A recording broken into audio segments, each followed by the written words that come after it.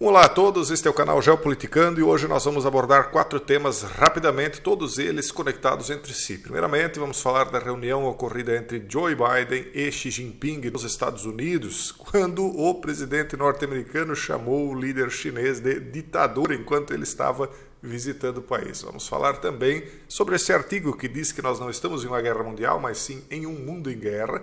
Falaremos sobre a eleição da Argentina e, por fim, daremos algumas opiniões a respeito dessa carta de Osama que circulou o mundo a partir de quinta-feira.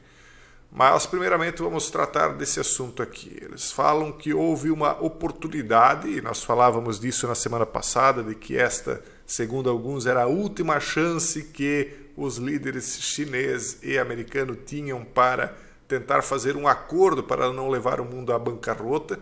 E parece que na análise do vídeo dessa matéria de hoje, que é um outro escritor, que é de um outro site, ele diz, olha, a oportunidade foi perdida. Como vocês sabem, o mandatário norte-americano já não está muito bom da cabeça. Evidentemente, ele tem algum tipo de deficiência, de demência, algo nesse sentido. E até circulou uma piadinha dizendo que cada vez que Joe Biden abre a boca sem um script, uma parte da alma de Antony Blinken sai de seu corpo, né? Porque só vem esse tipo de coisas, né? Imagina, você convida o cidadão para lá e aí você acaba dizendo uma verdade, né? Que ele é um ditador. Só que isso não se fala, isso não pode se dizer quando você está querendo fazer um tipo de acordo com ele. Então, eles dizem aqui que os líderes fizeram alguns progressos na redução das tensões, mas uma distensão mais completa permanece distante. Então, essa tão alardeada reunião da cúpula entre Xi e Biden, que ocorreu ontem, no caso, na semana passada, né, à margem da reunião da PEC em São Francisco, foi vista por muitos observadores como uma oportunidade, mas que acabou perdida. Do lado positivo, destaque-se o fato dos dois presidentes terem concordado em medidas para reduzir o influxo para os Estados Unidos provenientes da China de produtos que alimentam a crise do fentanil neste país. É como se fosse a guerra do ópio ao contrário. Fentanil, então, segundo eles, estaria vindo da China. É como se fosse o troco dado, não aos ingleses, mas aos americanos, por aquilo que aconteceu com o ópio lá no passado. Óbvio que as autoridades chinesas negam isso, mas, segundo a matéria aqui, então eles teriam chegado em um acordo a respeito disso e afirmaram um desejo geral de reforçar o diálogo sobre vários assuntos de questões de ataque e defesa para tópicos para reafirmar a abertura de linhas diretas de comunicação entre os líderes responsáveis pela segurança da Ásia-Pacífico. Então eles estão tentando começar a fazer algum tipo de acordo, né?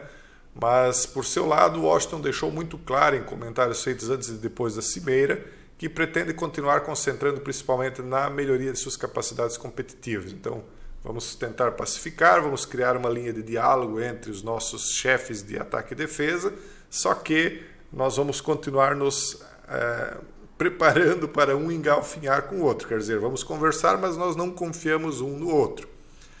Por seu lado, Pequim não apresentou quaisquer provas de que tenha alterado sua opinião de que os problemas da relação se devem unicamente às ações dos Estados Unidos. Continua a insistir que a China só quer resultados produtivos ganha-ganha e não tem intenção nem desejo de deslocar a posição dos Estados Unidos no mundo e nem empreender políticas destinadas a enfraquecer ou restringir os Estados Unidos. Confie e acredite quem quiser. Finalmente, os Estados Unidos perceberam o tipo de problema que eles estão enfrentando. A matéria aqui é bem longa, eu acho que vale a pena, foi escrito por Michael Swain, vale a pena vocês darem uma lida, eu vou colocar o título aqui em inglês para quem quiser ler ela completa, mas nós temos aqui um limite de tempo. Ao final de contas, eles falaram e chegaram a muito pouco acordo, pelo que sai publicamente, pelo menos, né? Já essa matéria aqui diz algo até um pouco engraçado, dizendo não é uma guerra mundial, mas é um mundo que está em guerra. Na verdade, é sim uma guerra de quinta geração. Ela só não é algo direto como era antigamente. Hoje as coisas são feitas com mais inteligência, né? Então, a perda de vidas humanas ela acaba sendo muito restrita, pelo menos diretamente. Há, então, sempre o empobrecimento, há essas questões de entorpecentes que são jogados de um lado para o outro, flagelos e coisas desse tipo, hackeamento, mas é uma quinta geração, né? É algo totalmente diferente do que já se viu. Então eles dizem, justamente nos últimos 24 meses, um número surpreendente de conflitos começou, renovou-se e intensificou-se. Alguns estavam totalmente congelados, o que significa que os lados não sustentavam o combate direto há anos. Outros estavam fervendo há muito tempo, o que significava que combates de baixo nível irromperiam intermitentemente. Todos agora se tornaram ativos. Por quê? Porque o mundo sempre se divide em dois lados. Quando você não pertence a um dos lados, mas você tem um conflito com o vizinho, você acaba se alinhando a um dos lados para ter algum tipo de reforço. Automaticamente, o lado vizinho seu, que está em conflito com você, se alinhará com o lado oposto também. Então, o mundo, mais uma vez, está em uma espécie de guerra fria, né? O programa de dados do conflito da Uppsala, que acompanha as guerras a nível mundial desde 1945, identificou 2022-23 como os anos mais conflituosos no mundo desde o fim da Guerra Fria. Em janeiro de 23, antes da eclosão de muitos dos conflitos acima mencionados, a vice-secretária-geral das Nações Unidas, Amina Mohamed, soou o alarme observando que a paz está agora sob grave ameaça em todo o mundo. A aparente cascata de conflitos dá origem a uma questão óbvia. Por quê? E aí eles vão falar o porquê e aí tem a matéria, eu até vou deixar o título para quem quiser pesquisar, mas por quê? Porque as duas grandes potências estão disputando o poderio. Os Estados Unidos não quer perder a sua posição e a China quer tomá-la, embora ambos digam que não seja esse o motivo, é isso que está acontecendo, não tem nem dúvida disso. E nós, no meio disso aí, né? com os líderes aqui regionais achando que talvez tirem alguma vantagem do que está acontecendo. E essa matéria aqui fala do que aconteceu agora no domingo, né? Só que ela falava antes de acontecer, dizia, vai ser um roedor de unhas na Argentina. O que a matéria fala? Você promoveria o ministro da Economia a presidente se ele tivesse proporcionado uma inflação de 140%? Eles estão falando do candidato governista. Ou você poderia, se a outra opção fosse uma terapia de choque, escolhê-lo. Essa é a escolha que os argentinos enfrentaram nesse domingo ao votarem no segundo turno entre Sérgio Massa, o ministro da Economia do Partido no Poder, e o candidato libertário Coringa, Javier Milei, que quer detonar a letargia política do país.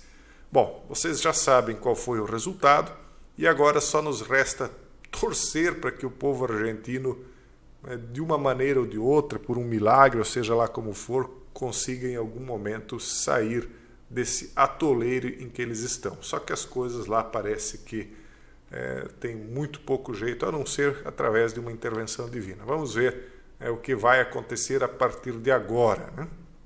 E agora, para finalizar, vamos falar dessa situação muito polêmica aqui. Começou a circular uma carta que obviamente não foi escrita pelo dito Osama, mas que é atribuída a ele como se fosse uma espécie de justificativa do porquê que ele tinha feito o que fez lá em 2001 em Nova York, né? E aí os gigantes da mídia social reprimiram a carta viral, justificando os motivos, né? Dizendo que isso aí não faz parte da política de livre expressão da empresa, etc. Mas enfim, as plataformas de mídia social, Instagram e TikTok, decidiram reprimir a carta de Osama, justificando os ataques ao World Trade Center e ao Pentágono depois que ela se tornou viral na noite de quarta. Então, eles dizem aqui que a carta é dele. Aí acredite quem quiser, não sei se é, se não é. Na época eu já falava que até mesmo o fato dele ter sido capturado da maneira como foi era muito estranha e ela aparecer, essa carta, justamente agora, no momento em que está acontecendo aquele conflito no Oriente Médio, Israel-Palestina. Isso tudo, sabe, pessoal, no meio de toda essa confusão em que o mundo está entrando, parece algo que foi realmente projetado para acontecer agora. E aí vêm essas mídias sociais e dizem que vão reprimir, e isso acaba que, obviamente, chama mais atenção ainda para o teor da carta, né? Então, os usuários estavam lendo a tal carta no TikTok vinculado ao Partido Comunista Chinês e dando reações positivas a ela, postando "Letter to America", informou a jornalista Cristina no X, antigo Twitter. Esse negócio de mudar o nome do Twitter para X, toda a vida a pessoa tem que dizer, é o X antigo Twitter, porque X é um nome muito genérico, né? Talvez um dia a gente se acostume. O Instagram escondeu a hashtag Letter to America, enquanto o TikTok afirmava que esse conteúdo violava suas regras de apoio, etc, etc. Conteúdo que promove essa carta viola, etc. Enfim. Os vídeos incentivaram as pessoas a ler a carta ou a concordar com as percepções de Osama sobre o país que está envolvido no conflito lá no Oriente Médio, os Estados Unidos, ganhando milhares de visualizações nas redes sociais.